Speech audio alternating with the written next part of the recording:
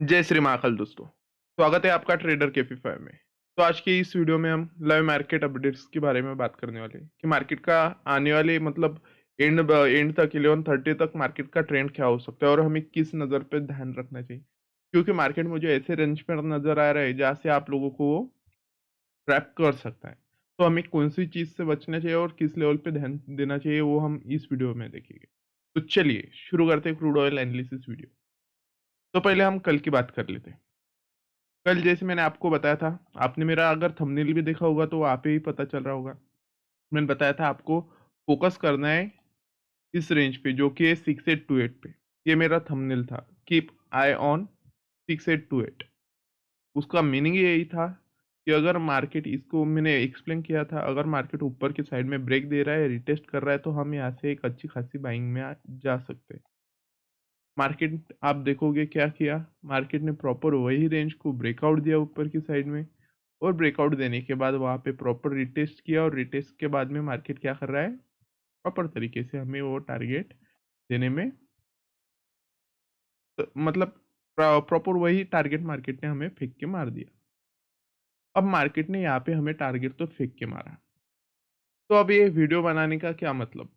तो वीडियो मैं इसलिए बना रहा हूँ क्योंकि मार्केट फिलहाल अभी भी एक प्रॉपर रेंज के पास में फंसा हुआ है। आप देखोगे मार्केट ने ये टारगेट तो हमारा कंप्लीट कर दिया 6932 वाला। यहाँ पे हमारी ये पोजीशन निकल गई, 6828 वाली पोजीशन यहाँ से निकल गई है। उसके बाद अब मार्केट में क्या हो सकता है, किस चीज़ की प्रोबेबिलिटी है, किस चीज़ से हमें बचना चाहिए। तो हमें सबसे पहले तो बचना चाहिए यहाँ से एक ट्रेड कौन सी भी साइड लेने से। आप कॉल बोलिए, आप पुट बोलिए, दोनों साइड की ट्रेड लेने से हमें यहाँ पे बचना चाहिए। उसका रीज़न आपको बताता हूँ मैं। उसका सिंपल रीज़न है, आप यहाँ पे देखोगे तो ये जो 6933 वाली रेंज है, वो इतनी इम्पोर्टेंट रेजिस्टेंस लेवल है जहाँ से मार्केट उसको ब्रेक नहीं कर पाया और वहाँ से मल्टीपल टाइम मार्केट रिजेक्शन लेने के बाद एक अच्छा खासा डाउनफॉल हमें दिखाता है। तो यहाँ से अब हम पुट प्लान करें? नहीं, हम यहाँ से पुट भी प्लान नहीं कर सकते। क्यों नहीं कर सकते? क्योंकि यहाँ पे हमारे 50 मूविंग एवरेज और 20 मूविंग एवरेज से ऊपर मार्केट फिलहाल चल रहा है। तो पुट हमें किस लेवल के बाद प्लान करना चाहिए? तो पुट फिलहाल तो हमें यहाँ पे वॉच करनी चाहिए 1 आवर टाइम फ्रेम। हमें यहाँ पे कौन सी टाइम फ्रेम वॉच करनी चाहिए? 1 आवर टाइम फ्रेम। अगर 1 आवर टाइम फ्रेम में मार्केट 6922 के नीचे क्लोज दे रहा है, मतलब इस रेंज से मार्केट नीचे क्लोज दे रहा है, इस रेंज से नीचे मार्केट क्लोज दे रहा है, यहाँ पे कैंडल क्लोज मिल रहा है हमें, तो उसके बाद हमें कॉल साइड के बारे में सोचना नहीं है। उसके बाद हमें कॉल साइड के बारे में सोचना नहीं।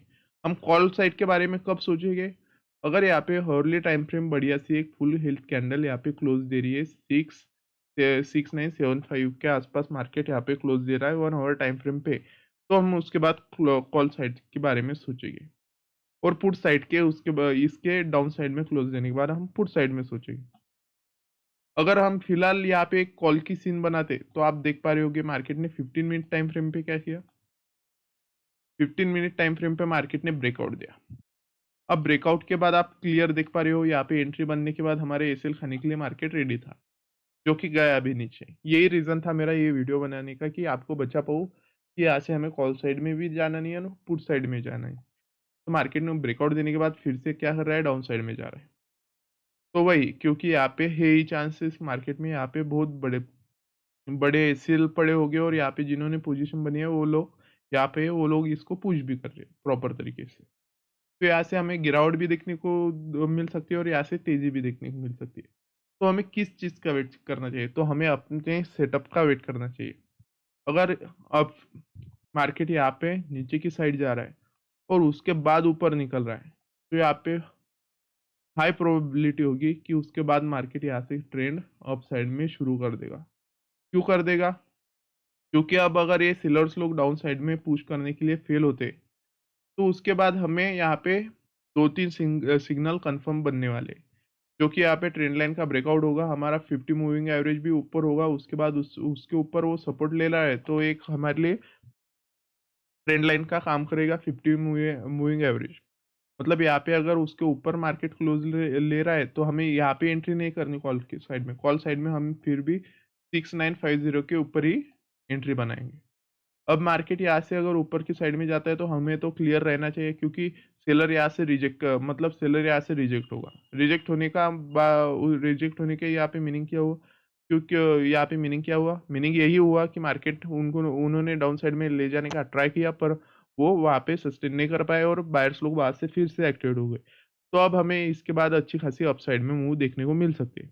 हाँ, बट अगर मार्केट 1 आवर के टाइम फ्रेम में इसके नीचे क्लोज दे रहा है, तो उसके बाद हमें ये टारगेट देखने को मिल सकता है, जो है 6825। तो अब सब डिसाइड करने वाली टाइम फ्रेम होगी 1 आवर। 1 आवर के टाइम फ्रेम में हमें वॉच करना चाहिए, और जब 1 आवर के टाइम फ्रेम में हमें अच्छा खासा क्लोज ऊपरी और डाउन साइड में देखने को मिलता है, तो उसके बाद हम डिसाइड कर सकते हैं कि हमें कौन-सी साइड में प्लान करना चाहिए ट्रेड, क्योंकि यही एक गेम चेंजर लेवल रहने वाली है आपके पास में। तो 6935 पे आप थोड़ा सँभल कर ट्रेड करिए, ये आपके लिए बेटर होगा। तो चलिए, आपको मैं एक लेवल इम्पोर्टेंट लेवल देता हूँ, वो भी एक रीज़न था ये वीडियो बनाने का। तो आपको अगर ये रेंज ब्रेक हो रही है, तो आपके पास में सेकंड कौन-सी इम्पोर्टेंट लेवल रहने वाली है? तो सब सेकंड आपके पास में सबसे इम्पोर्टेंट लेवल रहने वाली है, ये लेवल आपके पास बहुत इम्पोर्टेंट रहने वाली है। अब आप बोलोगे यही लेवल क्यों? तो आप यहाँ से देखोगे मार्केट ने बढ़िया-सा रिएक्ट करा हुआ है। प्रीवियस हिस्ट्री में यहाँ से डाउन साइड की मूव आई थी, उसके बाद डाउन साइड की मूव आई थी, मतलब ये एक बढ़िया-सा रेजिस्टेंस है। मार्केट यहाँ पे ऊपर ब्रेक करता है बट सस्टेन नहीं कर पाता है, फिर से डाउन साइड में सेलर्स लोग पुश करते हुए एक बढ़िया-सी रेजिस्टेंस लेवल है। तो यही एक रीज़न है, ये लेवल हमारे लिए बहुत इंपॉर्टेंट होने वाली है। मार्केट इस रेंज को अगर अब यहाँ से ब्रेक करता है, तो आप टारगेट कौन-सा रखोगे? तो आपका फर्स्ट टारगेट होना चाहिए ये वाला। फर्स्ट टारगेट आपका होना चाहिए ये वाला, जो कि होगा 6990, आपका फर्स्ट टारगेट होगा। और सेकंड टारगेट 7060, ये आपका सेकंड टारगेट होगा। यहाँ पे आपको एग्ज़िट हो जाना है ट्रेड से। बाद में आपको फिर से फ्रेश एंट्री कब बनानी है? जब ये रेंज ब्रेक होगी 7060 रेंज ब्रेक होने के बाद, अच्छा खासा प्राइस एक्शन बनने के बाद, आप उसके बाद अपसाइड में सेकंड आपकी पोज़ीशन बना पाओगे। तो बस मैं यही रेंज के लिए आपके पास वीडियो बनाया कि यहाँ पे बता दूँ कि यहाँ पे मल्टीपल रीज़न हमें कॉल साइड की साइन तो दे रहे हैं, बट यहाँ से एक रिजेक्शन आते ही मार्केट डाउन साइड की रैली कर सकता है, और डाउन साइड की रैली अगर मार्केट स्टार्ट करेगा, तो यहाँ से निकलेगा तो फर्स्ट इनके एसएल उड़ा देगा जिन्होंने यहाँ से बाइंग करी हुई है। इनके एसएल उड़ाने के बाद मार्केट यहाँ पे आएगा, यहाँ पे रिटेस्ट करेगा और यहाँ से फिर से डाउन साइड में निकलने का ट्राई करेगा। अगर यहाँ से डाउन साइड में फिर से निकलने का ट्राई कर रहा है मार्केट, तो यहाँ से वेरी हाई पॉसिबिलिटी होगी कि मार्केट इनके भी एसएल उड़ा दे। और यहाँ से एक और सेकेंडरी भी पॉसिबिलिटी है कि मार्केट यहाँ से घूमेगा और यहाँ पे डब्ल्यू पैटर्न बनाकर फिर से ऊपर की साइड में ब्रेकआउट मार्केट दे सकता है। क्योंकि मार्केट की फिर से एक प्राइस एक्शन भी बन जाएगी, मार्केट यहाँ पे आएगा, यहाँ पे रिटेस्ट करेगा और फिर से ऊपर चला जाएगा।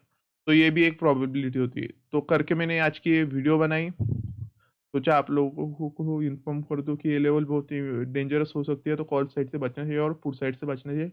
अब आप सेटअप अगर बन रहा होगा, अगर आपका अभी सेटअप बन रहा होगा कॉल साइड में, 34 मिनट के बाद प्रॉपर सेटअप अगर कॉल साइड में बनता है, तो आप कॉल साइड में जा सकते हो, और अगर 34 मिनट के बाद पुट साइड में बनता है, तो आप पुट साइड में जा सकते हो। तो ये था क्रूड ऑयल का। तो चलिए, चलते हैं नेचुरल गैस की चार्ट की ओर। तो नेचुरल गैस की अगर बात करूँ, तो नेचुरल गैस में मैंने आपको कल ही एक्सप्लेन कर दिया था कि हमारे पास कौन-सी लेवल इम्पोर्टेंट होने वाली है। मार्केट अगर ट्रेड लाइन ब्रेक कर रहा है और उसके बाद इस रेंज पे सस्टेन कर रहा है, तो हम यहाँ से एक कॉल साइड में जाएँगे। तो आप क्या देखो, ये ब्रेकआउट कर रहा है और उसके बाद यहाँ पे सस्टेन कर रहा है और यहाँ पे क्लोज़ दे रहा है, तो हमें गैप देखने को मिल सकता है। बट आप देखोगे मार्केट ने क्या किया, ट्रेंड लाइन के नीचे ही क्लोज़ दिया। उसके बाद क्या हुआ, गैप डाउन मार्केट ओपन हुआ। गैप डाउन के बाद आप देखोगे मार्केट पहले के फर्स्ट कैंडल में क्या किया, ट्रेंड लाइन को ब्रेकआउट दिया। अब ब्रेकआउट के बाद मार्केट कहाँ पे मतलब चला गया था, इस रेंज पे। अब यहाँ पे तो मैं तो बाय नहीं करता था, आपके सेटअप में अगर बन पाता तो आप यहाँ से बाय कर सकते। उसके बाद आप देखोगे मार्केट ने क्या किया, ऊपर की साइड में गया, जैसे ही इस रेजिस्टेंस पे आया, मैं हर अब यहाँ पे मैं आपको एक्सप्लेन करता हूँ, मैं हर बारी आपको रीटेस्ट क्यों बोलता हूँ। मार्केट क्या किया, यहाँ से ऊपर गया, यहाँ से ऊपर की साइड में वो ये ऊपर की रेजिस्टेंस को मार्केट ने ब्रेकआउट दिया। अब जो इम्पेशंस लोग हैं वो क्या करेंगे, ब्रेकआउट मिलते ही बाय करेंगे।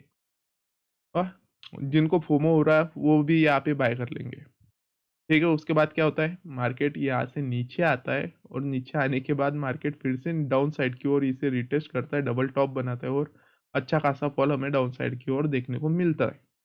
तो ये रिटेस्ट का यही फ़ायदा होता है, रिटेस्ट अगर मार्केट लेता नहीं तो आपको सेकंड अपॉर्च्युनिटी सीधी-सादी मिल जाती है और एक कप एंड हैंडल वाला भी सेटअप था, तो ऐसे ही एक डाउनसाइड की अच्छी खासी मूव हमें देखने को मिली थी। ये रेजिस्टेंस तक मतलब रेजिस्टेंस या सपोर्ट तक। अब मार्केट यहाँ से फिर से बाउंस बैक मारा है। अब यहाँ पे भी आप देखोगे तो यहाँ पे भी एक बार फिर से सेलर्स लोग को ट्रैप कर चुका है मार्केट। यहाँ से ऊपर गया, फिर से ब्रेकआउट दिया है इस जो रेजिस्टेंस था एज अ सपोर्ट बनना चाहिए था उसका ब्रेकआउट दिया और फिर से इस रेंज पे आने के बाद 2888 के पास आने के बाद मार्केट ने फिर से क्या किया, सेलर्स लोग को इनवाइट करने के बाद फिर से उनके सेल खाने के लिए मार्केट अपसाइड में जा रहा है। तो यही रीज़न होता है एक प्रॉपर सेटअप बनने का।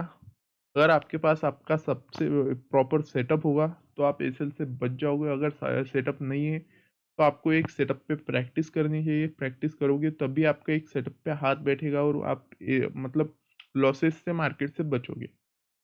तो यही एक रीज़न होता है एक सेटअप होने का। सेटअप बस आपको एक रिस्क मैनेजमेंट मतलब वहाँ पे आपकी मैनेज हो जाती है। तो अब हमें नेचुरल गैस में करना क्या चाहिए? तो नेचुरल गैस में फ़िलहाल हम ये लेवल्स इरेज़ कर लेंगे और न्यू लेवल ड्रॉ करेंगे। क्योंकि मार्केट ने यहाँ पे डिसरिस्पेक्ट करा हुआ है लेवल्स को, तो हम न्यूली मॉडिफाइड कर लेंगे उनको। तो हमारे लिए रेजिस्टेंस ये बनने वाला है नेचुरल गैस में लेटेस्ट वाला और सपोर्ट का काम हमारे लिए ये करने वाला है। सपोर्ट का काम हमारे लिए 288 ये एक स्ट्रॉन्ग सपोर्ट हमारे लिए काम करने वाला है और सॉरी 288 ने हमारे लिए सपोर्ट का काम करेगा ये लेवल, जो कि होगा 286 286 लेवल हमारे लिए स्ट्रॉन्ग सपोर्ट का काम करने वाली है और रेजिस्टेंस का काम करने वाली है 296। अब इन लेवल में हमें ट्रेड कैसे करना है? तो इन लेवल में हमें इस लेवल का ब्रेक होने का वेट करना चाहिए। 298 के आसपास में लेवल ब्रेक होना चाहिए। उसके बाद यहाँ पे कैंडल अच्छा खासा क्लोज मिलना चाहिए और यहाँ पे अगर क्लोज मिलता है 15 मिनट कैंडल पे, तो यहाँ पे आपको अपने अपने सेटअप के हिसाब से ट्रेड लेना है। और अगर फिलहाल तो आपको इस रेंज पे ज़्यादा ध्यान रखना चाहिए जो कि होगी 296।